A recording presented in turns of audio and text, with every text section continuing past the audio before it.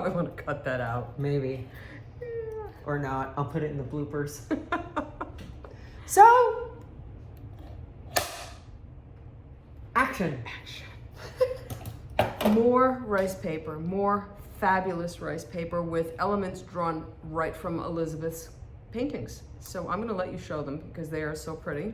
They are so pretty. There are a whole bunch of floral elements from a whole bunch of different of my floral collages that I silhouetted out. So there's large ones and there's small ones and there's all different colors and they're all from different floral paintings. And so they give you a plethora of choices. I cut them out, every one of them She out. got the whole 4 sheets out. All 4 sheets. Lost her mind, but it worked. But it worked because then I spread them out on the table and I could pick and choose from whatever ones I wanted. And then I created my own fabulous floral. You did. Kind of fun and simply with these elements. And then Barb took it in a different direction. One of the nice things is, and this is maybe not the best example, but one of the nice things is that there are elements of a variety of sizes in here. And so while Elizabeth worked on a 9x12 piece of our collage paper, I worked on a 5x7 index card, and it works because you have enough different sizes to kind of pull this all together and work in big or small, whatever it is that you want to do. It can be a card, it can be something that you put on a journal page, you could cut the center of it out. I mean, there's just so many different ways that you can get creative with this stuff. You know, I'm just dying to say that I have to do the big stuff and she gets to do the small stuff, and that's always how it goes because you're small and I'm big. Wicked sorry. Not. All right, let's Ready? go do it. All right, here we go.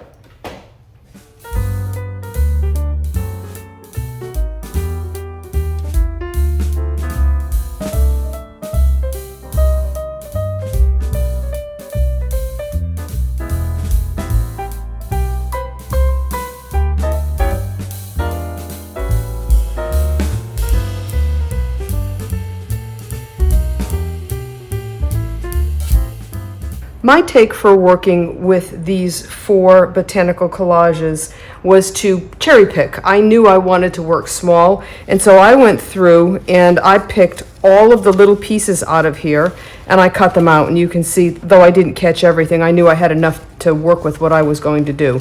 So I chose those small pieces. This is one of our 5x7 index cards that Elizabeth actually put a very subtle background on for me as part of something else that we were working on. And I've started to glue these down, and the process is pretty much identical to what you saw her do. For me, this is super easy because placement is less of an issue here than obviously when you're doing a collage like she showed you a moment ago. But it's just a question of getting this down. Now you'll notice that the craft cardstock changes color when the gel medium hits it, but you don't need to worry about that because these are glued, well, this is glued here, and you can see that the color has reverted back to the way that it was. So that's easy peasy. I'm gonna put this piece in here. And then once this is done, let me just put this corner piece and then I'll show you what I mean. Once this is done and dried, what I'm going to do is come back, and this could be a card, it could be something that got stuck on a journal page, but once this has all dried, when it's been glued and dried, let's get rid of that and this, I'm going to come back and I'll trim all of these edges off so I have a clean edge all the way around. And then I have this really fun card. I could put a sentiment in the center. This could be a panel card. This is 5x7, so it'll fit in an A7 envelope. And you can write on the back. I mean, there's plenty of ways that you can use this, but the larger point is with these collage sheets, all of the imagery is come from Elizabeth's work, and it means that she's done all the hard work and we get to do all the fun stuff with it. So those 4 botanical collage sheets are awesome, they're fabulous, and I know that you're gonna have just as much fun with them as we did. So I had tons of fun creating this fabulous floral collage out of the botanical rice papers and the selection of all 4 papers. So the first thing I did was I cut every single flower out of every single paper. That took forever, Barb. But now I have all kinds of options.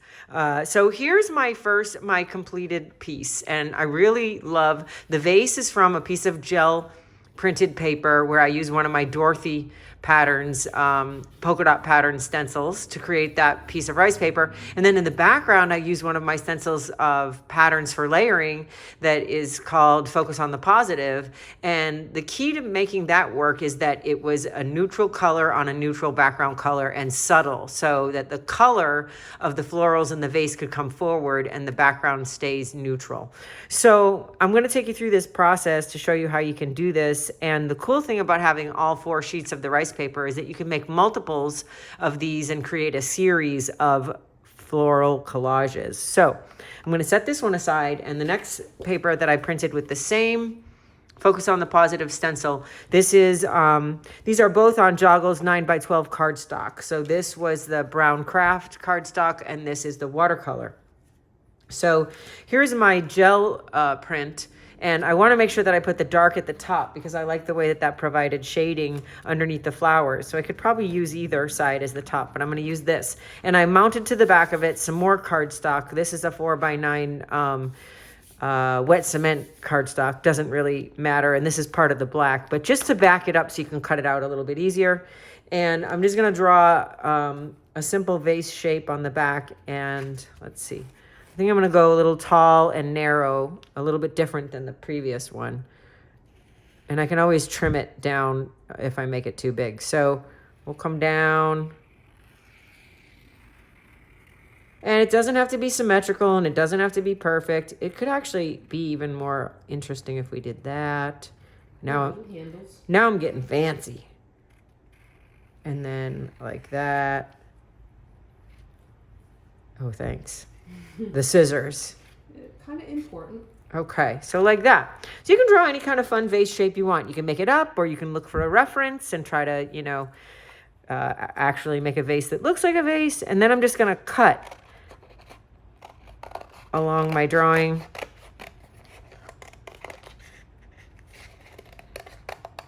And I really like the way that this brings in a couple of different stencil patterns. Gives it a little bit more of a whimsical feel. Okay, so I went off of my gel print here, so I'm going to have to go a little narrower, improvise here at the bottom. I think that looks fine. Okay. So we'll set that off to the side, and this is going to be the vase. It's a little wonky, it's a little lopsided, but I'm not really worried about it. Maybe a little. There. It's still wonky. So here we go. So we got the vase at the bottom, and now I have all these flowers that I cut out, tons and tons and tons of them. So I have lots of options, right? So the first thing I'm going to do is I'm going to take a little bit of this tacky glue, and I'm just going to put it in one spot at the bottom of the vase. I want to leave the top unglued, so if I want to tuck flowers into it, I can. So I'm just going to put glue right at the bottom, and I'm going to arrange this at the bottom of the page. I'm going to put it off to the center a little bit, Barb. What do you think about that? I think that's a great idea. I'm going to take my wonky vase and make it asymmetrical on the page, so it's all off kilter. Okay, so that way we can tuck things under and put things over. So in the process of gluing, I'm just going to tack things like in one spot so that I can still tuck things underneath if I need to. And that's important because what's behind and what's in front becomes... the layering like that is important. And so rather than gluing that down solid, what I'll do at first is just tack it so I can tuck things underneath it. Okay. So now I'm just going to go through the process of just placing and arranging pieces and parts until I'm happy with it. And then I'll glue it down. So here's a nice big cluster like that, but that might be too big. Ooh, look at that one. That one definitely has stems that are going to need to look like they're going in or go behind something.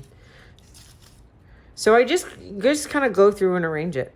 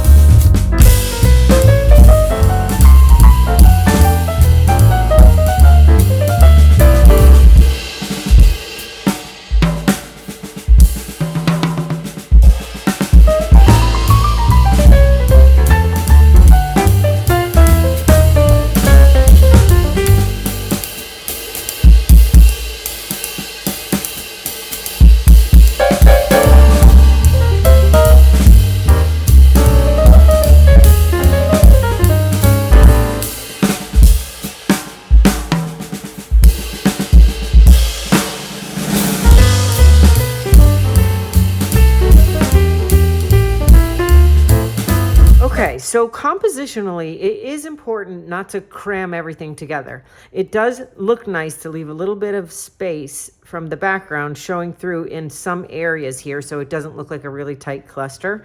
And it's also nice to use a combination of the larger flowers along with smaller ones. That gives you some visual variety. And I was careful of my color choices, not to put too many yellow flowers overlapping or touching each other. You can see where this yellow flower and those yellow stems make it a little hard to see the difference between the two. So it might be smart for me to take this one out and put something with a contrasting color in there like that so that you can really see it. Okay, so the next thing I'm going to do is glue it down. Now, it's helpful to take a photograph at this point of your arrangement in case anything gets bumped out of place. You can look back at your photo. All right, so I'm using some matte gel medium and my favorite glue brush, the Princeton Catalyst number 8 short handle filbert. That is a mouthful. These ones down at the bottom, they're going to be the easiest to adhere. So for them, you can just spread the glue on the cardstock or whatever surface you decide to do this project on. You could certainly do it on cradled wood panel or mat board or all kind of anything, really. So I'll put a little bit under and over. Those are easy. Let's make them touching each other like that. Okay, so those are pretty easy. Then when I get into the technique that I'm going to use for gluing these, when I get into this whole thing, is to just lift up a corner and put a little glue in place to hold it. And then that way we're sort of tacking them down, but we can still tuck under or move things a little bit if we need to. Whoops, so there you go. That bumped out of place, but I'll put a little under here. And then this needs to go behind that. So put a little there and stick this behind like that. Move it around to where you think you want it. And then again with this, I think I will bring that up in front. So touch that. I think I want to change the angle of that a little bit. So the rice paper glues down really nicely because it's very absorbent and it's thin. So it's going to glue down to the background nice and flat without a lot of wrinkles or a lot of effort. So I want to get each piece tacked down at some point so that when I come back in to glue everything, nothing's going to fall off. And at this point, if I want to move things around a little bit, okay, so let's see. All right, so everything's on there, just lightly tacked, and then you can go in and really, we'll get the top of this vase, and then you can go in and add more glue and under and over everything. And that when you put the glue over the top, it helps to prevent wrinkles because the glue will shrink on the top and pull the paper tight to the page. We really don't get wrinkles with this kind of rice paper, but if you're using other paper. And then I'm just going to go through and glue it all down. And I will have created a companion second Fabulous Floral collage to the first one. And even though they're on two different background colors, we've got similarity in the vases and we've got similarity in that pattern in the background. And so I've just created a series, and I could go on and make a few more. 9x12 cardstock available in watercolor, craft, black, and wet cement. So we could do one of each, and then we would have a series of 4 different colored backgrounds. So there you have it. I hope you will enjoy creating your own Fabulous Florals, and all of these images on the rice papers are from my collage work. So yeah, have fun creating with my images. It's been a snorty kind of 4 days. Have you noticed that? I think that means you're having fun. Okay, well, then I'm having a blast because I've been snorting like a crazy person. So we, how long do you think it took me to make these two?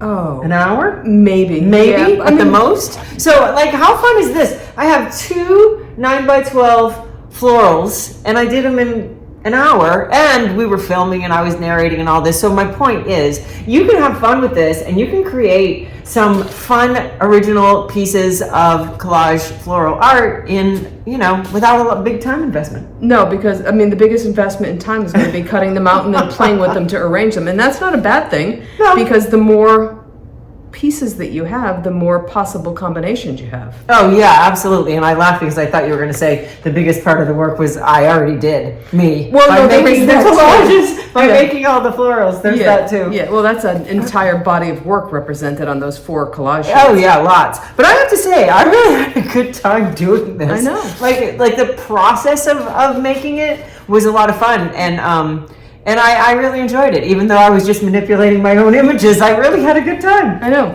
And so I worked small.